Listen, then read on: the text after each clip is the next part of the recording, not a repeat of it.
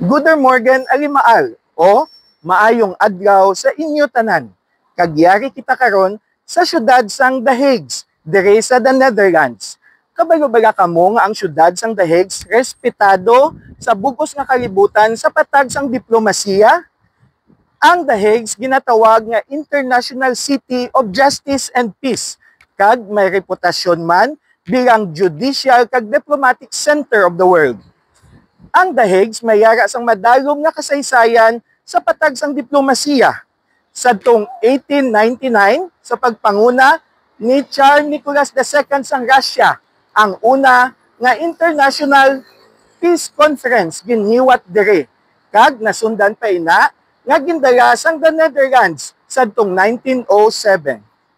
Ang The Hague puloy-an man sa mga major international judiciary courts and tribunals, kasubong sang International Criminal Court nga yari dire nga isa ka major court sang United Nations nga amo ang nagaresolbar sang mga kaso sa mga territorial disputes sang mga nasyon. Kag sa likod naton amo ang International Criminal Court nga amo naman ang nagabista o nagaprosecute sa mga personalidad nga may kaso sang criminal war, genocides, aggression, kag mga crimes against humanity. Kag ang The Hague nangin found or ang Netherlands amo man ang founders ang madamo nga mga global international organizations, kasubong sang United Nations, European Union, North Atlantic Treaty Organization, IMF or International Monetary Fund, World Bank, kag madamo pa nga mga organizations. Ang The Hague kilala bilang isa ka neutral ground o bagay lang ang iya panulok sa tanan nga mga issues ang bilog nga pangkalibutanon nga mga cases.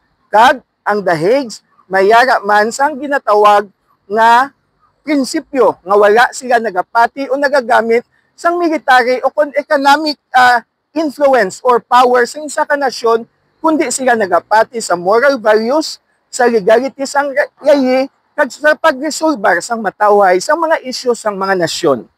Pero, kabalo-bala kamo nga ang The Hague hindi lamang isa ka matahom nga syudad, kundi ini amuman ang puloy-an sang sikat kag priceless nga painting nga ginatawag The Girl with the Pearl Earring nga ginhimo pa ni Johann Vermeer nga isa ka tanyag nga master artist sadtong 1665. Ina nga painting makita diri man sa The Hague sa Mauritius Museum.